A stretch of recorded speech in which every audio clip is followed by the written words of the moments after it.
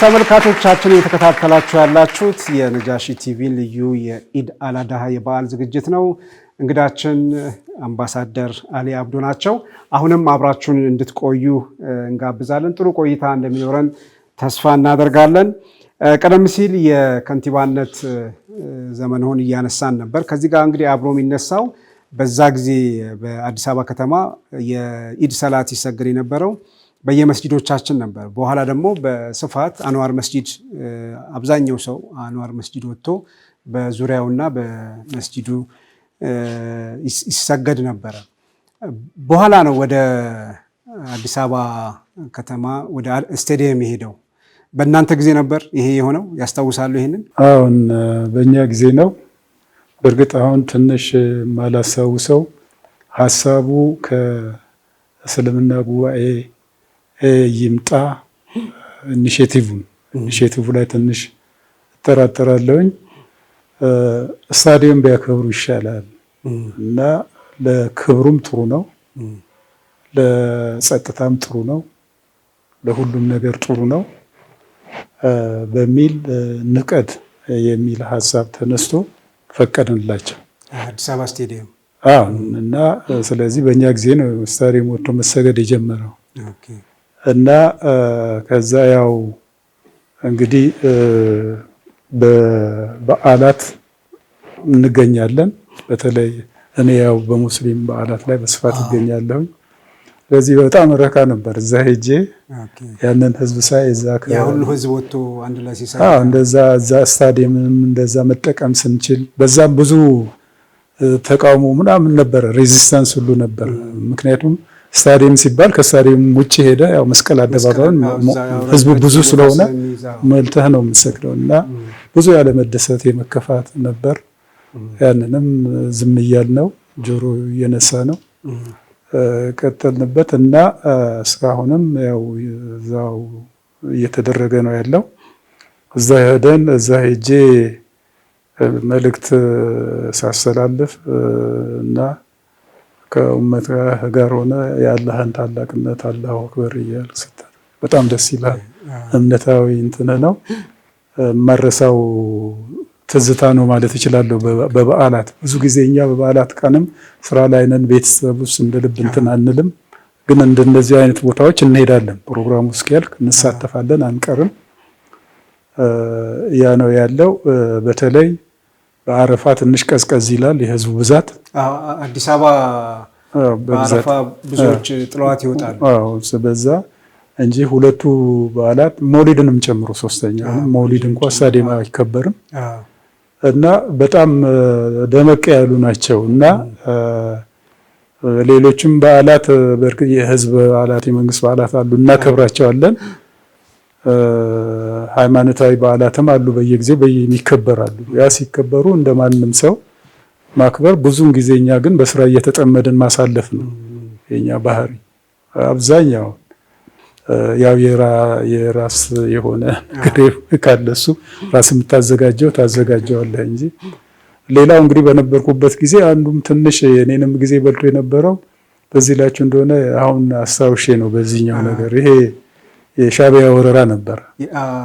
ሻቢያ ለሁለት ዓመታት የነበረው ጦርነት እዛ ያው አስፈላጊውን ነገር ሞቢላይዝ ማድረግ ከሰው ኃይል ጀምሮ እስከ ድጋፍ ከስንቅ የመሳሰለው እነዛ ራሳቸው ትልቅ እንትን ነበሩ በወቅቱ። ያው በሁለት ዓመትም ፈጀ፣ ቀላል አይደለም።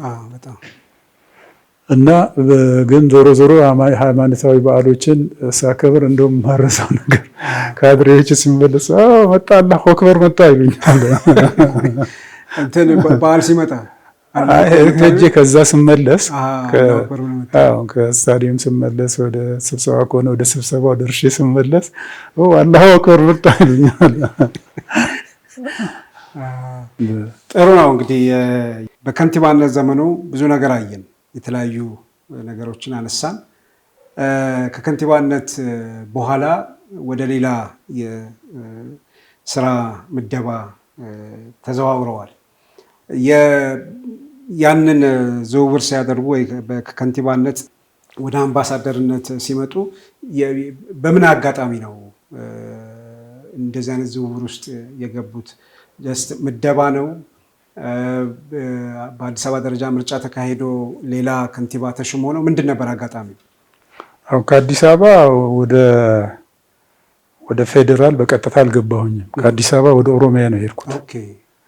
ለ3 ዓመት ኦሮሚያ ሰርቭ አድርጌያለሁኝ። ቅድም እንዳልከው ኦሮሚያ ክልል ብሔራዊ ክልላዊ መንግስት እና በመጀመሪያ እዛ እንደደረስኩ የማስተባበሪያ ቢሮ የሚባሉ አለ።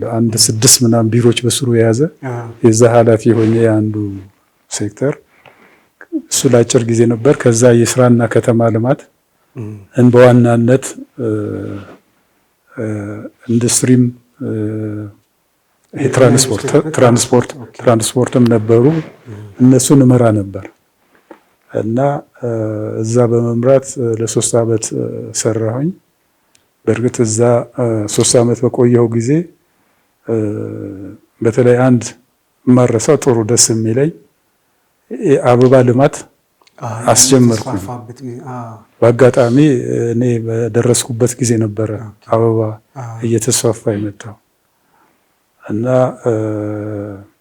ጥሩ እንቅስቃሴዎች ነበሩ። ብዙዎች የማነሳሳት ኢንቨስትመንቱ ላይ የቦርዱ ሰብሳቢ ስለነበርኩኝ እና በዛ አካባቢና ሌሎችም ፕሮጀክቶች አሉ። ግን በዋናኛነት በዚህ በአበባ ስራ ላይ ብዙዎች የተሰማሩበትና ወደ ተግባር እንዲገቡበት የተደረገበት ጊዜ ነበረ። ያንን ስራ ስመራ ነበር እና ሌላ ያው ከተማዎች ላይ አጠቃላይ ከአዲስ አበባ ከንቲባነት ተይዞ ያው ከተሞችን የማነሳሳት በትንሹ የማሰልጠን፣ የማስተማር፣ የማሳወቅ ነገር ኮንሴፕቱን የማስያዝ የመሳሰሉት ስራዎች ስራ ቆየሁና ወደ የኔ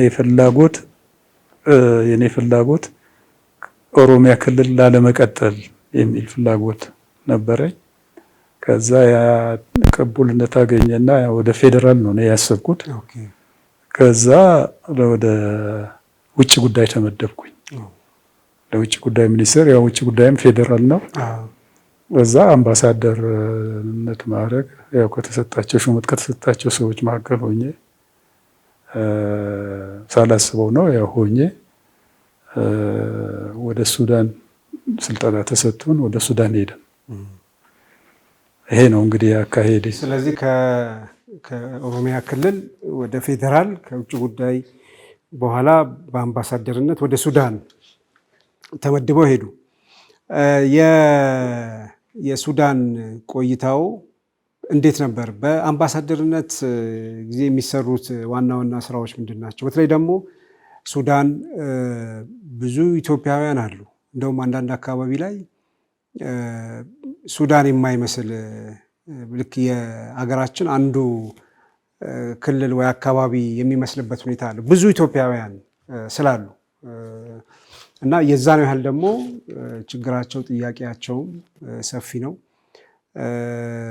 በተለያየ ስራ ውስጥ ተሰማርተው የሚኖሩ ኢትዮጵያውያኖች አሉ፣ ኑሯቸውን እዛ ያደረጉ አሉ እና ምን ያህል እዛ ያለውን ችግር በአምባሳደርነት ዘመኑ ለመቅረፍ ለማስተካከል ሞክረዋል? ምንስ ሁኔታ ነበር እርስዎ በሄዱበት ጊዜ የነበረው? ሱዳን እንግዲህ የመጀመሪያው ሆኜ ነው ያው አሳይንድ አምባሳደር ሆኜ ነው ማለት በውጭ ጉዳይ ከሩን ጠብቄ የሄድኩ ሳይሆን ከውጭ የተመደብኩ ሰው ነኝ እና የመጀመሪያ የምደባ ነው። ያው እንግዲህ ሄደህ ምንድነው የአምባሳደርነት ስራ የሀገርህን ጥቅም ከሌሎች ከተመደብክባቸው ሀገሮች ጋር የነሱንም ጥቅም በጠበቀ መልኩ ጊቭ ኤንድ ቴክ ነው። በጠበቀ መልኩ የሀገርህን ጥቅም ማስከበር ነው። ዋናው መሰረቱ ኢንተርናል ነው፣ ከውስጥ ነው። ሰው የሀገር ውስጥ ሁኔታ ላይ ይነሳና ነው። ከዛ ግንኙነቱ ያው እንደየሀገሮቹ የቆየ አለ፣ ጥንታዊ ይሆናል። ጎረቤት ስትሆን ደግሞ የበለጠ ብዙ የሚያስተሳስሩ ነገሮች አሉ። ያው እንግዲህ እኔ በወቅቱ የፖሊት ቢሮ አባል ስለነበርኩኝ ለሱዳኖችም ስመደብ ደስ ነው ያላቸው። ትልቅ ትኩረት ተሰጥቶናል የሚል ነው እና እንደ እውነቱ ከሆነ ለእኔ ሱዳን በጣም ቆንጆ ጊዜ ነበር። ደስ የሚል ጊዜ ነው ያሳለፍኩት ከነ ቤተሰቤ እና ማለት አንደኛው እንግዲህ ቅድም እንዳልኩ ያው ዲፕሎማቲክ ስራዎች የሀገርህን ጥቅም በሰው ሀገር ሆነ ማስከበር አገርህን ወክለህ ሁሉን ነገር ማከናወን የመሳሰሉትን ያጠቃልላል እና ስለዚህ የሁለትዮሽ ግንኙነት የሚባል ነው እንግዲህ በሁለት ሀገሮች መካከል ያለው ግንኙነት እና የሶስትዮሽ ምናምን የሚባል ባይላተራል የሆነው ከብዙ ሀገሮች ጋር ሲሆን እና ከሱዳን ጋር የነበረን ግንኙነት ጥሩ ነው። እንግዲህ ከሱዳን ጋር የነበረን ግንኙነት ሰፊ ነው። አንደኛ ጥንታዊም ነው፣ የቆየ ነው፣ የዘለቀ ነው። ውጣ ውረድም ቢኖረው ሰፊ ድንበር የምንጋራ ሀገሮች ነን። የህዝብን ሙቭሜንት መግታት አችልም እና የህዝብ ወደዛም አለ። ስለዚህ አንዱ እሱ ነው መነሻው። ሁለተኛው ያው የቆየ ነው። ሶስተኛው በአጋጣሚ ሆኖ መሪዎቹ በደህና ሁኔታ የመታየትና አይነት ነው ያለውና ስለዚህ አሁን ያለው ግንኙነት የሁለትዮሽ ግንኙነቱ በተለያየ ደረጃ ነው። መጀመሪያ በአገር አቀፍ ደረጃ በፌዴራል ደረጃ ግንኙነት አለ። ሁለተኛ ደግሞ አዋሳኝ ክልሎችና የነሱ አዋሳኝ ስቴቶች እነሱ ስቴት ናቸው የሚሉት ለምሳሌ ያህል ቤኒሻንጉል ከብሉ ናይል ጋር፣ አማራ ክልል ከገዳሪፍ ጋር፣ ትግራይ ክልል ከከሰላ ስቴት ጋር እነዚህ የራሳቸው የሁለት ግንኙነት ሁለቱ ብቻ የሚሰበሰቡበት አለ። ሁለቱ ክልሎች ማለት ነው። እነዚህ በየቦታው እንደዚህ አለ። በዚህ ደረጃ የሚደረጉ ግንኙነቶች አሉ። የድንበር ንግድ ጉዳይ አለ። የኢትዮጵያውያን ሌላው ደግሞ የአምባሳደር ስራ የዜጎችን መብት ማስከበር ነው በሰው ሀገር እና እንግዲህ አንድ ሀገር ሆነ ስቴሽን ትሆናለህ እንጂ እዛ ብቻ አይደለም የምትሰራው። እኔ ሱዳን ሆኜ ሊቢያን፣ ሴንትራል አፍሪካን ከቨር አደረግ ነበር። በጦርነት ምክንያት ነው እንጂ ሌላ ሀገር ከቨር የማደርገው ነበረ። ግን እነዚህ ሶስቱን በተግባር ስፈጽማቸው ነበር። ግን በዋነኛነት ያለሁት ሱዳን ነው። በዋነኛነት ስራው ሱዳን ነው እና ሱዳን ቅድም እንዳልኩ በመንግስት ደረጃ የሚደረጉ ከጸጥታ ጋር ከደህንነት ጸጥታና ደህንነት ከአካባቢያዊ ልማቶች ከፖለቲካዊ ግንኙነቶች ኢኮኖሚያዊ ግንኙነቶች የንግድ የመሳሰሉት እንግዲህ የድንበር ንግድም ስላለ ከሌሎቹ ይለያል። አሁን ናይጄሪያ ድንበር ንግድ አይኖርም፣ ግን ከኢትዮጵያ ጋር የሱዳን ትንሽ ጠንከር ይላል እና እዛ ሁሉ አለ። በዛ ሁሉ ስራ በጣም ሰፊ ነው፣ በጣም ሰፊ ነው፣ በጣም ትልቅ ነው። ስለዚህ ትሰራለህ እና የኢትዮጵያውያን ጉዳይ ደግሞ ከ100,000 የማያንስ ነው ኢትዮጵያዊ እኔ ባለሁበት ጊዜ የሚገመተው እና የሚታሰሩ አሉ፣ የሚቸገሩ አሉ፣ በጥሩ ሁኔታ የሚኖሩ አሉ። ዞሮ ዞሮ ሱዳናውያን ሰላማውያን ናቸው፣ የሚጋፉ አይደለም እውነቱን ለመናገር እና ለምሳሌ አንተ እዚህ የጉሊት ንግድ ካለ በአነስተኛ እዚህ ጋር ሱዳናዊ የሚነግድ ከሆነ አንድ ኢትዮጵያዊ እዚህ ጋር መጥቶ ቢነግድ አይቃወምም። ርዝቅ ያላህ ነው ይላል። እሱም የራሱን ያገኛል፣ እኔም የራሴን አገኛለሁ። አርድ ያላህ ነው ይላል እና በጣም ፖዚቲቭ እንትን አላቸው። ሁለተኛ ከኢትዮጵያውያን ጋር ደግሞ ጥሩ እንትን ነው የሚያነሱት። በእርግጥ እንትኖች አጭበርባሪዎች የሚያምታቱ የሉም ማለት አይደለም። በተለይ በንግድ ዓለም አሉ በጣም እንደውም ኢትዮጵያን ድንግል ናት እያሉ መጥተው ብዙዎች ባለሀብቶችን እያታለሉ እየበሉ የሚያስለቅሱ አሉ። ግን አሁን የምለው በህዝብ ደረጃ ነው። እንደ ህዝብ ስታየው በጣም ገር ነው፣ በጣም ደስ የሚል ነው፣ የሚወደድ ነው በጣም እውነቱን ለመናገር እና ይሄ የመንግስት ስራው ለእኔ ብዙም አላስቸገረኝም። አንደኛው ያው የፖሊሲውን የዳይሬክሽኑን የምኑን አውቀዋለሁ እዚህም እያለሁ የአገሪቷንም ፍላጎት አውቃለሁ፣ ኢንተረስቱን የሱዳኖችንም ሁኔታ ተገንዝቤያለሁ። ካለፉት መረጃዎች አጠራቅሜያለሁ። ስለዚህ ጥሩ ጊዜ ያሳልፌ ነበር። አንዱ እንግዲህ ትልቁ ስራ ሱዳን እያለሁ አቺቭ አድርጌያለሁ የምለው ኮሚኒቲዎችን ማደራጀት ነው። አሁን እንዳልከው ኢትዮጵያውያን አሁን ከካርቱም ትነሳለህ። የካርቱምን ራሱን በደንብ ማደራጀት አለ። ተበታትነው ነበር። ካርቱም አለ፣ ከካርቱም ደግሞ ገዳሪፍ አለ፣ ከሰላ አለ፣ ፖርት ሱዳን አለ፣ ደማዜን የምትባላለች እዚህ ብሉ ናይል እና ኢትዮጵያም በየእንትኖቹ ተበትነው ስለሆኑ በጠቅላላ እዛ እየዞርኩ በየበረሃው እየዞርኩ ኢትዮጵያውያን ባሉበት ቦታ እያደራጀኋቸው እንደውም ምን አይነት አምባሳደር መጣ እዚህ ድረስ የሚመጣልን እያሉ ሲገረሙ ነበር። እና በዛ አይነት ሁኔታ በጣም እኔ መደሰት ነበር። ኢትዮጵያ ስታገኝ እንድችግራቸውን ለመፍታት ስትፍጨረጨር ቢፈታም ባይፈታም ኤፈርት ስታሳይ ራሱ ትረካለ። ሰዎቹ ደግሞ ስነግራቸው ያቁብልነት አለ። ለምሳሌ የስቴቱ አስተዳዳሪ እንደዚህ አሁን የከሰላ የገዳሪፍ የካርቱም እና እነዚህ ሰዎች ለእኔ እንደ ጓደኞች ሆኑ፣ እንደ ቤተሰብ በቃ እና ካርቱም ሲመጣ እኔ ሰላም ሳይዘይሩ አይሄዱም። እኔ እዛ ሲሄድ በቃ በደንብ ይንከባከቡኛል እና ጥያቄዎችንም ኢትዮጵያውያንንም ጉዳይ በቃ አምባሳደሩ ብለዋል ተዋቸው፣ አታስቸግሯቸው፣ ቢያንስ ለጊዜው ችግሮቻቸውን ይፈታሉ፣ በዘለቄታም ባይፈቱ እና በዛ ምክንያት ኢትዮጵያውያኖችም የመደሰት የማንሰራራት ነበረ። ኤምባሲው ውስጥ ኢትዮጵያውያን እንደ ጎርፍ የመምጣት ነበረ በቃ በብዛት።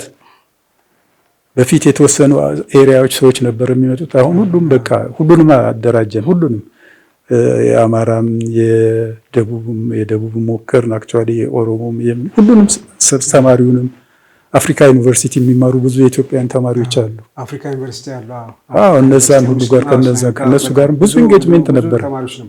እነዛ ከነሱም ጋር ብዙ እንትን ነበር፣ እነሱንም እንትን የማድረግ እና በዛ በኢትዮጵያውያን ጉዳይ ላይ በጣም ደግሞ ሱዳን አንድ ደስ የሚል ሰላማዊ ሀገር ነው። ፖርት ሱዳን ላይ 12 ሰዓት ስብሰባዬን ጨርሼ በአንድ ሰዓት ተነስቼ ከምሽቱ 7 ሰዓት ወይ 6 ሰዓት ከምናምን ቤቴ ይገባሉ። መንገዱም ሜዳ ነው፣ ብለህ መንዳት ነው አንተ መተኛት ነው። ምንም የሚያሰጋ ነገር የለም በአጋጣሚ። ይሄን ብቻ ሳይሆን ሱዳን ያሉት ብቻ ሳይሆን ከዛ ደግሞ የባሰ ሊቢያ ስትሄድ በጣም ይቸገራሉ። እኛ በተወሰነ ጊዜ ነው የምንሄደው። የሊቢያ ጋር ያለን ግንኙነት እንደ ሱዳን አይደለም። ሱዳን የትም እስከ ፕሬዚዳንቱ እንኳ አክሰስ ነበረኝ እውነቱን ለመናገር። የብሉ ናይል ሊሻን ተሸልሜ ያለውኝ በፕሬዚዳንቱ ስጨርስ እና በጣም ምክንያቱም የሁለቱ መንግስት ግንኙነቶች በጣም ጥሩ ደረጃ ላይ ስለነበረ እኔ በነበርኩበት ወቅት ያንን ውስጥ ሆነ መስራት እንትን ነው ጥሩ ነበር። ስለዚህ የትም መከላከያም ይሁን የትም ቦታ የትም ሚኒስቴር መስሪያ ቤት እንደሌላ አይደለም፣ ቶሎ ነው የሚቀበሉ። እንደውም አንድ ፕሬዚዳንቱ የኢትዮጵያ አምባሳደር ይገርመኛል፣ በየቦታው ስሄድ አገኘዋለሁ። እሳቸው አንድ ጊዜ ለቅስቀሳ እዚህ ወደ ደማዜን አካባቢ በቤኒሻንጉል እኔ አሶሳ ደርሼ ከአሶሳ በመኪና ወደ ሱዳን እገባለሁ። ደማዜን የምትባል የነሱ አለች አንድ ወረዳ። ቅስቀሳ መጡ እሳቸው በፕሌን መጡ። እዛ ሲሉ አሉ ሲባል ሄድኩኝ። እዛ ላያቸው ከመንገድ ወጥቼ ፕሮግራም እዛ ሲያዩን ገረማቸው። ከዛ ሌላ ደግሞ ያ በግብዣ ነው እንትን ምዕራብ ሱዳን ወደ ዳርፉር አካባቢ እሳቸው እየጋበዙን አንድ ሁለቴ ስንሄድ እዛ አንድ የኢትዮጵያ አምባሳደር ነው የኢትዮጵያ አምባሳደር ቤትም ቦታ ከኔ ጋር አለ እስከዛ ሲሉ ነበርና እዛ ደግሞ ይሄ የኛ ሰራዊት ዳርፉር ላይ ነበረ። እነሱንም ማገዝ፣ ማበረታታት፣ ማየት፣ መጎብኘትም አንድ ተልእኮ ነበር። ሌላው እንግዲህ አንድ እንደ ቤንች ማርክ ሱዳን እያለሁ እኔ ሲሄድ ኤምባሲያችን በእውነት በጣም አንገት የሚያስደፋ ውስጥ ነበረ። የኤምባሲው እንትን ቢሮ መስሪያ ቤቱ መኖሪያው እንኳን ይሻላል። ያው በክራይም ቢሆን ጥሩ ነው፣ ብዙ ማዕከለኛ ነው። ከዛ በፊት የታቀደ ነበረ። ያን እቅድ ተግባራዊ እንዲሆን በማድረግ ከመስሪያ ቤቱ ጋር ተነጋግሬ በሱዳን ከ15,000 በላይ ሰፊ ካሬ ሜትር ነው የሰጡን። ምክንያቱም እዚህ የወሰዱትን ያው ሪሲፕሮሲቲ ነው በዲፕሎማሲ ከሰጠ ታገኛለህ፣ ካልሰጠህ አታገኝም። እዚህ ስለሰጠናችሁ ስጡን አልናቸው። በጣም ማዕከል ላይ ተሰጠን። እና በጥሩ ዲዛይን ምን የመሰለ ኤምባሲ በ2 ዓመት አሰራን። ካሉት ኤምባሲዎች ከኢትዮጵያ ትልልቅ ኤምባሲዎች አንዱ ነው እና ለሱዳን ራሱ በዛ እና ለዛ እንደውም ሱዳኖች ካሉት ኤምባሲዎች እንደ ቤንች ማርክ ነው በቃ የሚታየው።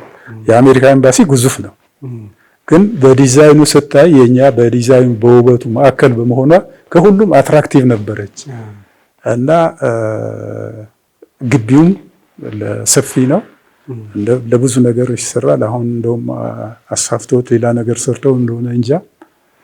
በዛ ምክንያት ኢትዮጵያውያን በጣም ነበረ የረኩት እውነቱን ለመናገር። ሲመጡም ጥሩ ቢሮ አገኙ። እዛ ለኢትዮጵያውያን ደግሞ የክበብ እንዲሰሩ ቦታ ሰጠናቸው። ሰፊ ቦታ ስለነበረ ሰጠናቸው።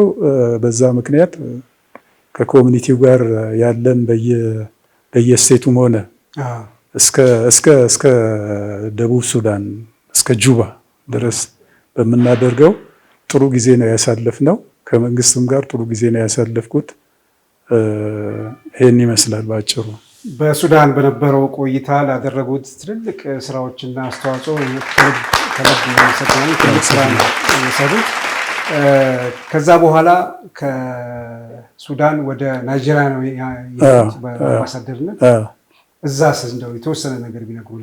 ናይጄሪያ ብዙ ኢትዮጵያውያን የሉም። ያው የሁለት ሀገር ጥቅሞችን በፖለቲካ ጉዳዮች ላይ ብዙ በተለይ ናይጄሪያ፣ አልጄሪያ፣ ደቡብ አፍሪካ እነዚህ 4 ሀገሮች በጋራ ብዙ አቋም የመውሰድ ምናምን የፖለቲካል እንትን አለ። እዛ ላይ ፎከስ የሚያደርግ ከሁለትዮሽ ግንኙነት ጋር ነው። ዞሮ ዞሮ ኢትዮጵያውያን ብዙ አልነበሩም። በዛ ጊዜ ደግሞ የህዳሴ ግድብን ለማገዝ የቦንድ ሽያጭ ነበር። ትልቅ ስራ ነበር እሱ። ግን ባሉት ኢትዮጵያውያንም ጥሩ ሄደ። በእነሱም በማነሳሳት ምን በማድረግ ጥሩ ካለው ሁኔታ ጋር ሄደ። ከዛ ናይጄሪያውያን ያው እንግዲህ ጎረቤት አይደሉም፣ ሩቅ ነው፣ ይለያያል ከሱዳን ጋር በባህሪው። የመንግስት ለመንግስት ግንኙነቱን ያው ኖርማል የሚሰራውን ስራ እየሰራን በቃ ትልቅ ነገር ነው፣ ትልቅ አቺቭሜንት ነው። ምናልባት በዚህም ደረጃ ከተነሳ ሊነሳ ይገባል የሚለው በኢንቨስትሜንቱ ላይ ዳንጎቴን ማምጣት ነው። እና ባለሀብቱን ዳንጎቴን በማስመጣት የእርሶ ሚና ነበረበት? አሁን ዳንጎቴ ይሄ ትልቅ ስራ ነው። ከዛም በፊት መጥቶ አስቦ አይቶ በኋላ በዙ የሲሚንቶ እንትኖች ብሎ ተወ። የማነሳሳት ነው። ከኔ በፊት የነበረው አምባሳደር ሞክሯል፣ ጥሯል።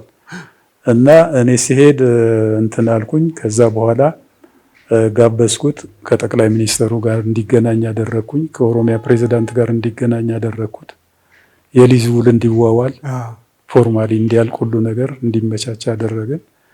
በዛ መጣ፣ ስራውን ጀመረ። ባለው ባጭር ጊዜ ጀመረና እንትን አለና አስታውሳለኝ አንድ ጊዜ ችግር ሲደርስበት ይሄ በሱ መኪናዎች ምናምን በግርግር በኋላ ያ ሁኔታዎችንም አይተው ቀዝቀዝ አሉ። እኔም መጣሁኝ።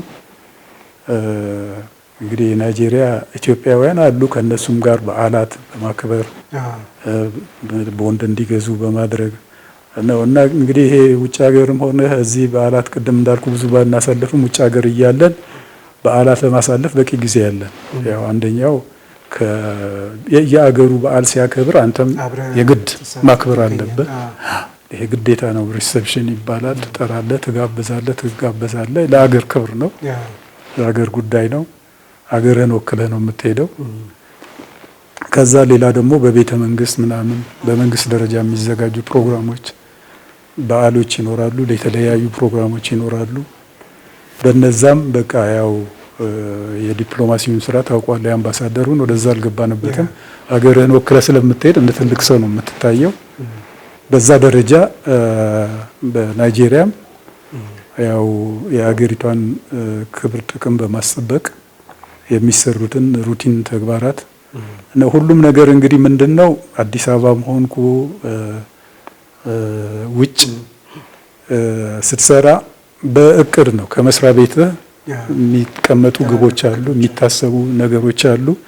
ለነዛ የመስሪያ ቤቱ እቅድ አለ። ያን አይተህ የራስን እቅድ አውጥተህ ያለህን ፈጻሚ አስተባብረህ በጋራ ያንን እቅድ ፈጽመህ ሪፖርት ይደረጋል፣ ይገመገማል፣ በዛ ትመዘናለህ። በእንደዛ እያለ ነው እንግዲህ የሚሄደው። ስለዚህ በዛ ሂደት ናይጄሪያም ላይ ውጤቴ የከፋ አልነበረም። እንደ ሱዳን ደስተኛ ማለት ሱዳን ያው የህዝብ ለህዝቡ ቅርበቱም ከኢትዮጵያ አንዳንዴ ምንም የተለየህም አይመስልህም እና የእነሱም እንጀራ አላቸው፣ ወደኛ ትንሽ ይቀራረባል። ብዙ ነገር ባህላችን ይመሳሰላል፣ ይወራረሳል። ከዛ ሌላ ቅድም እንዳልኩም የህዝብ ለህዝቡ መደበላለቅም ስላለ ብዙ ኢትዮጵያውያን እንደ ኢትዮጵያዊነት ብቻ ሳይሆን በትዳርም የሄዱ ብዙዎች አሉ፣ የወለዱ ምን የከበሩም አሉ። ስለዚህ የዚህኛው ትንሽ ለየት ያለ ነው። የዛ ያው እንደማንም አገሮች ግንኙነት ፈጽሜ ነው የተመለስኩት። ትልቅ ስራ ነው የሰሩት በአምባሳደርነት ዘመኑ። ልክ እንደ ከንቲባው ያልተናነሰ ትልቅ አስተዋጽኦ እንዳደረጉ ነው እየነገሩ ነው ያሉት። በሱዳንም በናይጄሪያም ለዚህ ትልቅ አበርክቶ አሁንም ምስጋናችንን መግለጽ እንፈልጋለን። ዝግጅታችን አላበቃም። የመጨረሻ የተወሰኑ ጥያቄዎች አሉን። አሁን ስላሉበት ሁኔታና ሌሎች ነገሮች እናነሳለን። ተመልካቾቻችን አሁንም ሳትርቁ ባላችሁበት ጠብቁን። እየተከታተላችሁት ያለው የነጃሺ ቲቪን ልዩ የበዓል ዝግጅት ነው። አብራችሁ ቆዩ።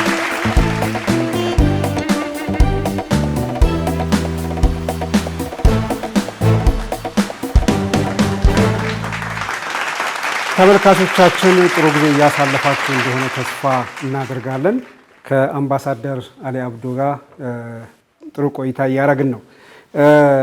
ወደ ሌላው ነጥብ ከመሄዴ በፊት እችን የነጃሺ ቲቪ ማስታወሻ ስካርቭ ነገር ማድረግ እፈልጋለሁ እና አይነሱም በፍጹም። እችን ያው ትንሽ እንደ ማስታወሻ ለማድረግ ነው። እችንና የነጃሺን ማስታወሻ ይወስዱልናል። አላህ ይስጥልኝ፣ አመሰግናለሁ። ምንም አይደል። ኢንሻአላህ ወደፊት ከዚህ በተሻለ ሌሎች ፕሮግራሞች እርሶን በተሻለና በበለጠ መልኩ የምናከብርበት የምናልቅበት ለሰሯቸው ስራዎች ክሬዲት የምንሰጥበት ፕሮግራም ይኖረናል ብዬ ገምታለሁ። ኢንሻአላህ አሁን በምን ሁኔታ ላይ ነው ያሉት አምባሳደር? እንግዲህ አሁን ጡረታ ከወጣሁ ቆይቻለሁኝ፣ ሰንበታት ብያለሁኝ። 10 ዓመት ኦልሞስት ሊሆነኝ ነው ሆኖኛል። ኦልሞስት በመጀመሪያ 2 ዓመታት ያው የማረፍ የምናምን ነበሩ። ከዛ ቅድም እንዳልኩ ዳንጎቴ ጋር ትንሽ ደግፈኝ በሚል ከመንግስት መስሪያ ቤቶች ጋር ባለው ግንኙነት፣ ከኮሚኒቲ ጋር ባለው ግንኙነት፣ ከሰራተኛ ጋር ያሉትን ችግሮች መልክ በማስያዝ ለ2 ዓመታት አግዣቸዋለሁኝ። ዳንጎቴ አገልግሎት እና ያው በቋሚነት ሳይሆን በአማካይ ለትርፍ ጊዜ እና ከዛ በኋላ አንዳንድ ተባራሪ ስራዎች ያው አለመስራት ሳይሆን በእርግጥ ብዙ ጊዜ አለኝ። አብዛኛውን ጊዜን በማህበራዊ ጉዳዮች ላይ ነው የማሳልፈው። ከቤተሰብ ጋር እንደ ድሮ ሳይሆን በቂ ጊዜ ያለኝ። ከዛ በኋላ አሁን ደግሞ በቅርብ የራስንም የማስታመም በነገራችን ላይ መጀመሪያም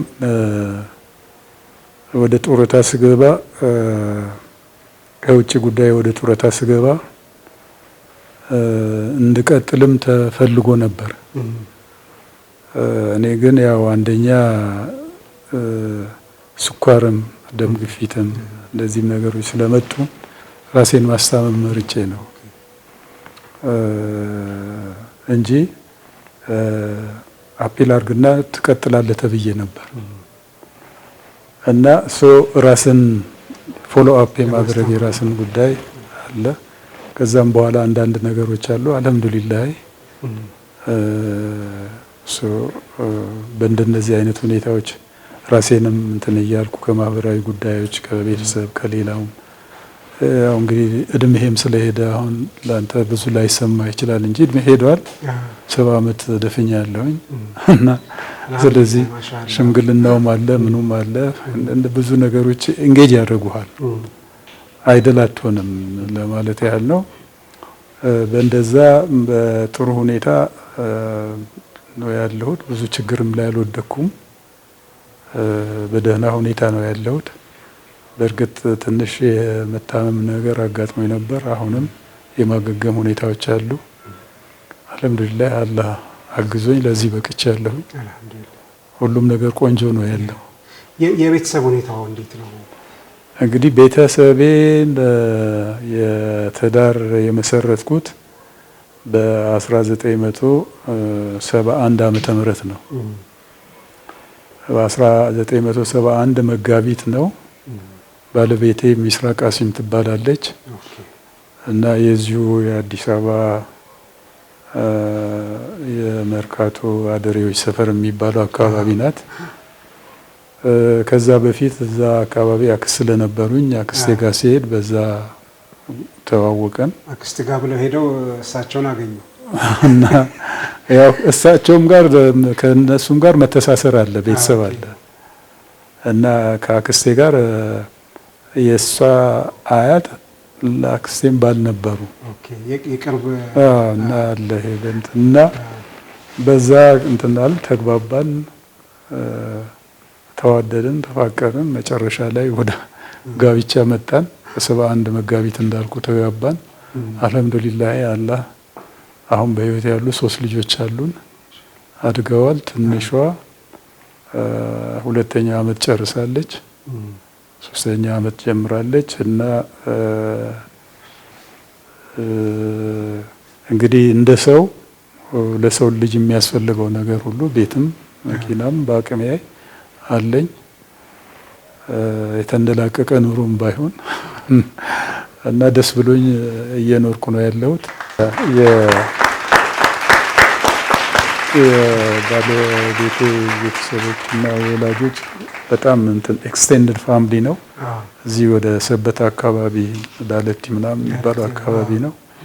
ስለዚህ ብዙ ኢንጌጅሜንት አለ፣ ቤተሰባዊ ጉዳዮች ምናምን እና ከዛ ስታይ ጥሩ ህይወት እየኖርክ ነው ያለው እና ደስ ይለኛል። እንግዲህ አሁንም ወደፊቱም ባላህ እጅ አለ። አልሐምዱሊላህ። አምባሳደር፣ በዚህ የህይወት ዘመኑና የስራ አገልግሎቱ ምን የሚቆጩበት ነገር አለ? አሁን እዚህ እድሜ ላይ ደርሰው አሁን ይሄን ያህል የሚያንገበግበኝ የሚቆጨኝ ነገር አይታየኝም። ግን አዲስ አበባ እኔ በነበርኩበት ጊዜ ከፌዴራል መንግስት ድጋፍ ኖሮ ከዚህ የበለጠ እሰራ ነበር። ያኔ ከሰራሁት የበለጠ ከዚህ ስለ አሁን ሳይሆን ያኔ እዛ እያለሁ የበለጠ እሰራ ነበር። ያ ኦፖርቹኒቲ አላገኘሁም የሚል የሚሰማኝ አለ እንደ ጸጸት። ሌላ ሁለተኛው የቅድም ያልኩ ነው። ዝም ብሎ ያኔ በነበረን አስተሳሰብ ዝም ብሎ ስራ ላይ መጠመድ፣ አንዳንዴ ስራ ላይ መጠመድ መቀመጥም ይሆናል እኮ አለመስራትም ሊሆን ይችላል። ለስብሰባ ለዛ እያልክ እየተሯሯጥክ ትንሽ ተረጋግተህ ተገቢ ትምህርቶችን ቀስሞ ኢምፕሊሜንት አለማድረግ እነዚህ አሁን ብመኛቸውም ስለማላገኛቸው ይቆጩኛል። እንግዲህ እያጠቃለልን ነው። በእርሶ የእድሜ የስራ አገልግሎት ብዙዎች አሁን ከነበረን ቆይታም አንጻር ይማራሉ፣ የሆነ ትምህርት ይወስዳሉ ብለን እናስባለን። ለሌሎች የሚያስተላልፏቸው መልእክት፣ በተለይ ደግሞ ለወጣቶች ምን ከእርሶ እንዲማሩ ይፈልጋሉ?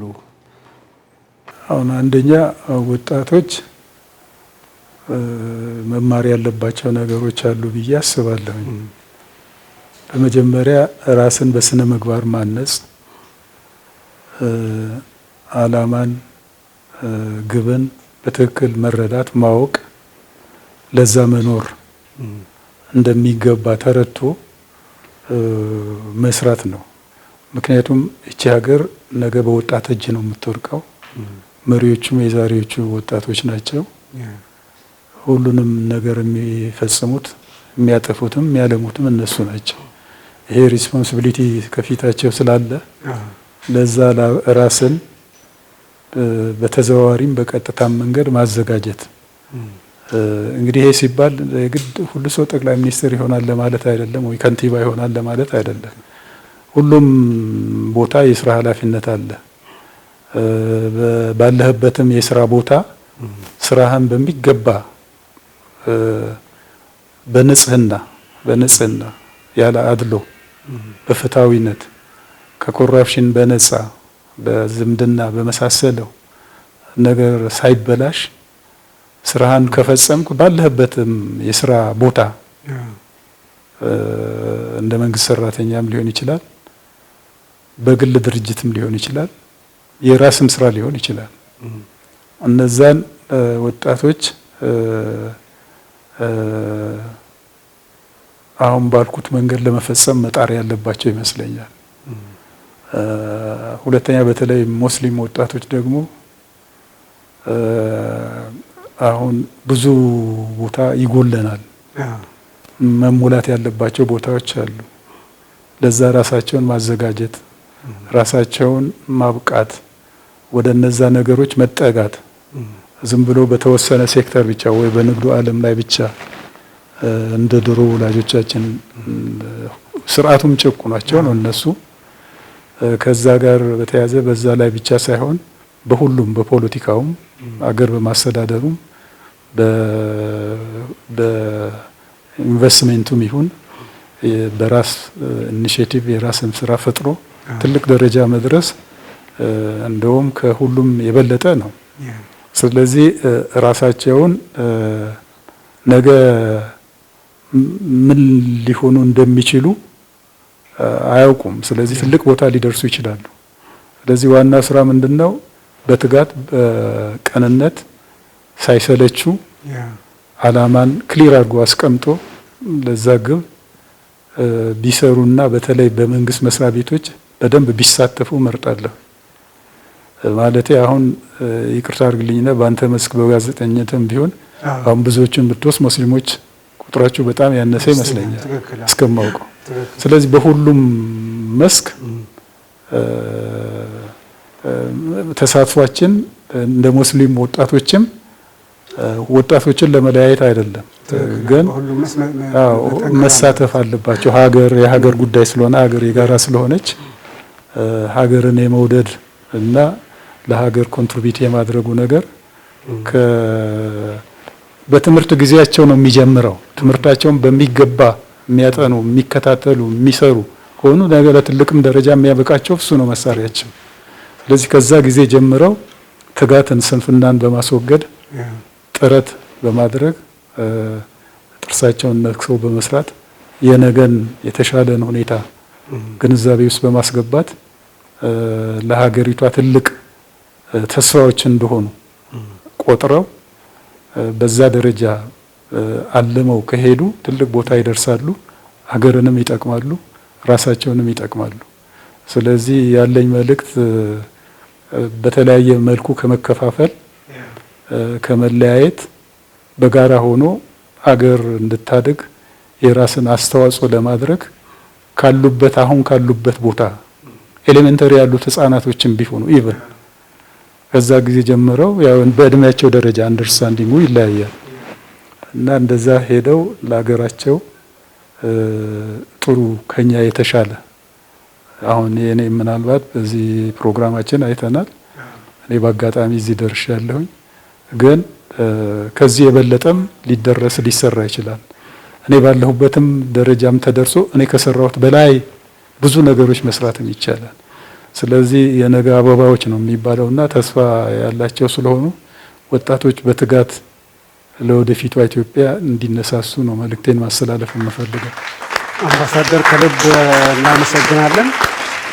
በመጨረሻ ለቤተሰቡ ለልጆቹ እንኳን አደረሳችሁ ማለት ትችላላችሁ? ለዘመድ ለወዳጅ። አልሐምዱሊላህ ረቢል ዓለሚን አላህ ለአረፋ በዓል ስላደረሰን ሽኩር ይግባው። ይሄ በዓል ያው ከምንደሰትበት በዓላቶቻችን ዋናው ትልቁ ነው እና ትልቅ በዓል ነው።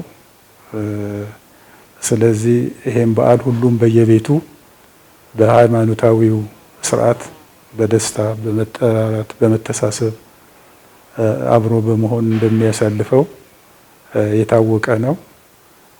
ስለዚህ እኔም በቤተሰቤ ባለኝ አቅምና ሁኔታ አረፋ ደስ ብሎኝ እንዲያሳልፍ ነው የተዘጋጀሁት እና መልካም በዓልም እንደሚሆንልኝ እርግጠኛ ነኝ። ባለቤቴ ሚስራ ቃሲም፣ ልጆቼ ነቢል አሊ፣ አፍራ አሊ፣ ሀያት አሊ እንኳን አደረሳችሁ እናንተን እላለሁ። ሌሎች ዘመዶቻችንን ይህን ፕሮግራም የሚከታተሉትን መላውን በኢትዮጵያ ከኢትዮጵያም አልፎ በዓለም ዙሪያ ምናልባት አማርኛ የሚከታተሉ ሁሉ ይህን ፕሮግራም የሚሰሙ እንኳን ለኢድ አል አድሃ ለአረፋ በዓል በሰላም በጤና አላህ አደረሳችሁ። መልካም በዓል ለሁላችሁም ይሁን የሚል ምኞቴን መግለጽ ፈልጋለሁኝ። በጣም ነው የምናመሰግነው። አልሐምዱሊላህ ከዛሬ ከአምባሳደር አሊ አብዶ ጋር ይህን የመሰለ ቆይታ አድርገናል። የተለያዩ ነገሮችን ተምረናል። እርሳቸው በነበሩበት የስራ ዘመን የገጠሟቸውን የሰሯቸውን ስራዎች በአምባሳደርነትም ጊዜ በተለይ በሱዳንና በናይጄሪያ የሰሯቸውን ትልልቅ ስራዎች ዛሬ ማወቅ ችለናል። ስለ ቤተሰቦቻቸው አሁን እየሰሩ ስላለው ስራ ያሉበትንም ሁኔታ አስረድተውናል።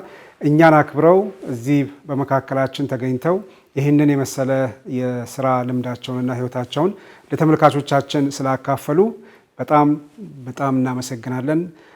ቀሪ ጊዜው የጤና የሰላም ጠንክረው ሌላም የተሻለ ስራ የሚያሳልፉበት ከቤተሰቡ ጋር ጥሩ የህይወት ጊዜ እንዲሆነው በጣም እመኛለሁ። ከልብ አመሰግናለሁ። እኔም እንደዚያው ለነጋሽ ቲቪ መልካም በዓል መልካም የስራ ዘመንም ይሆንላችሁ እላለሁ። በጣም አመሰግናለሁ።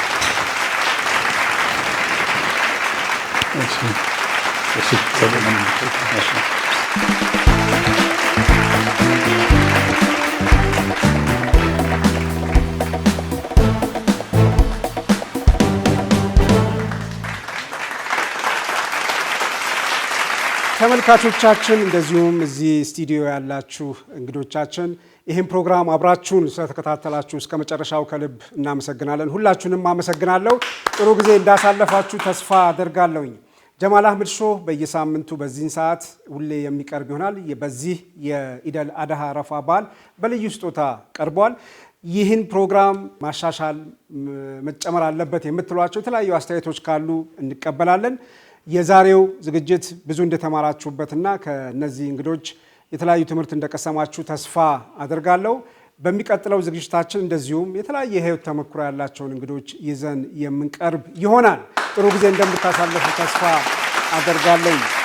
የዛሬው ዝግጅት ይህንን ፕሮግራም የተሳካ እንዲሆን ላደረጉልን ለኒዳ ፈርኒቸር እንደዚሁም በአልባሳት ድጋፍ ላደረገልን ለማርኮ ሚላኖ ያለንን አክብሮት ምስጋና እንድትገልጹልኝ ጠይቃለሁ።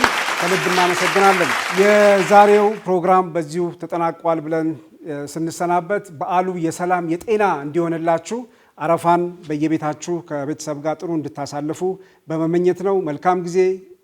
ወሰላሙ አለይኩም ወራህመቱላሂ ወበረካቱ።